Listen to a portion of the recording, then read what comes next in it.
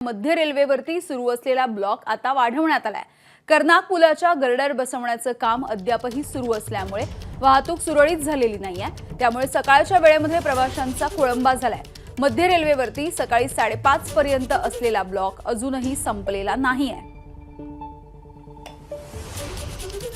अक्षय भाटकर आमचे प्रतिनिधी आपल्याला माहिती देतायत। अक्षय, यामिनी, अतिशय महत्त्वाची बातमी आणि मुख्यतः ज्यावेळी सगळ्यात जास्त गर्दी असते सकाळच्या वेळी, त्याच वेळेमध्ये अजूनही मध्य रेल्वेवरची दोन्हीची वाहतूक जी आहे, म्हणजे मध्य रेल्वे आणि हार्बर रेल्वे या दोन्ही लाईनवरची वाहतूक अजूनही सुरू झालेली नाही आणि याचा फटका जो आहे तो प्रवाशांना खूप मोठ्या प्रमाणात बसणार आहे। कारण की कर्नाक पुलाचा गर्डर एक लॉन्च करायचा होता, त्यासाठी बीएमसीने सकाळी 5:30 वाजेपर्यंत एक ब्लॉक घेतलेला होता।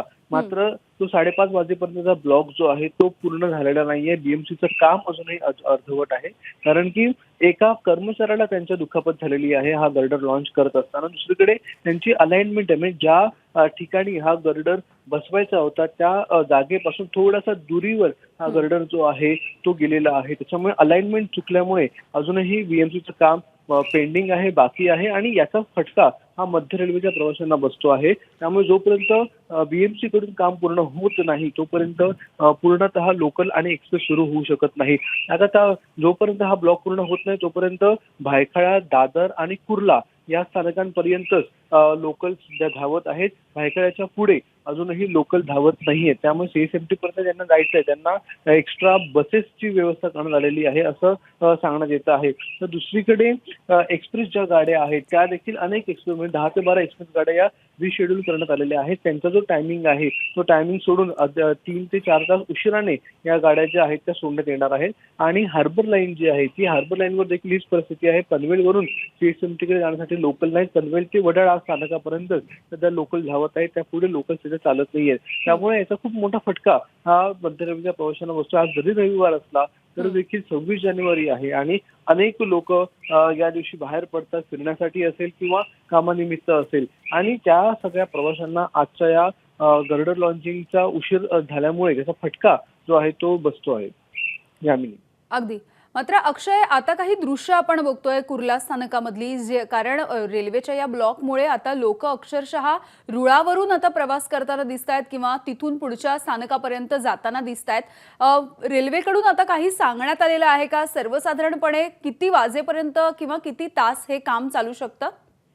यामिनी, रेल्वेचा यामध्ये खूप छोटा रोल आहे। जोपर्यंत बीएमसीचा ब्लॉक पूर्ण होत नाही, जोपर्यंत बीएमसी ही लाईन जी आहे ती क्लिअर करून रेल्वेच्या हद्दीमध्ये काम पूर्ण करत नाही तोपर्यंत लोकल चालू शकत नाही। त्यामुळे मध्य रेल्वेचं काम हे पूर्णतः बीएमसीच्या अनाउन्समेंटवर सध्या तरी अवलंबून आहे। आणि एकदा का बीएमसीने त्यांचं काम पूर्ण केलं की त्यानंतरच सध्या ही जी लोकल जी आहे ती लोकलची वाहतूक सुरू होऊ शकते। आणि ज्याप्रमाणे सांगण्यात येते बीएसटी कडून एक्स्ट्रा बसेस या दादर स्थानक, कुर्ला स्थानक, भायखळा स्थानक इथून सोडण्यात आलेले आहे सीएसएमटी पर्यंत ज्यांना जायचे त्यांच्यासाठी।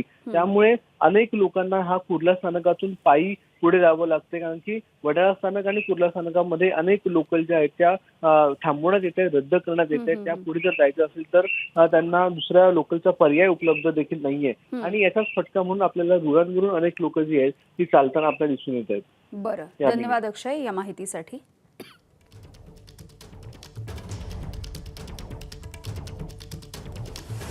तर मध्य रेल्वेवरती सुरू असलेला ब्लॉकचा कालावधी आता वाढवण्यात आलेला आहे। कर्नाक पुलाच्या गर्डर बसवण्याचं काम अद्यापही सुरू आहे आणि त्यामुळे वाहतूक सुरळीत झालेली नाहीये। कुर्ला ते वडाळा या स्थानकांच्या दरम्यान अनेक लोकल या थांबवण्यात आलेल्या आहेत। त्यामुळे कुर्ला स्थानकापासून आता पुढच्या दिशेनं काही लोक, काही प्रवासी हे चालत चाललेले रेल्वेच्या रुळांवरून आपण पाहू शकतो।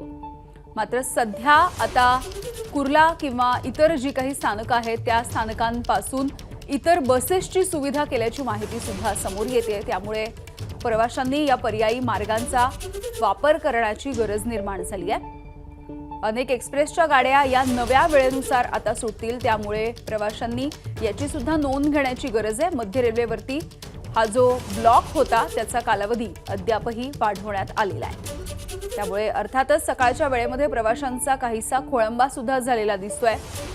खरं तर सकाळी 5:30 पर्यंत हा ब्लॉक होता, मात्र या ब्लॉक संपल्याची घोषणा बीएमसी कडून अद्यापही झालेली नाहीये आणि जोपर्यंत हे काम पूर्ण होत नाही, जोपर्यंत या लाईन्स क्लिअर होत नाही, तोपर्यंत लोकल धावणार नाही आहे.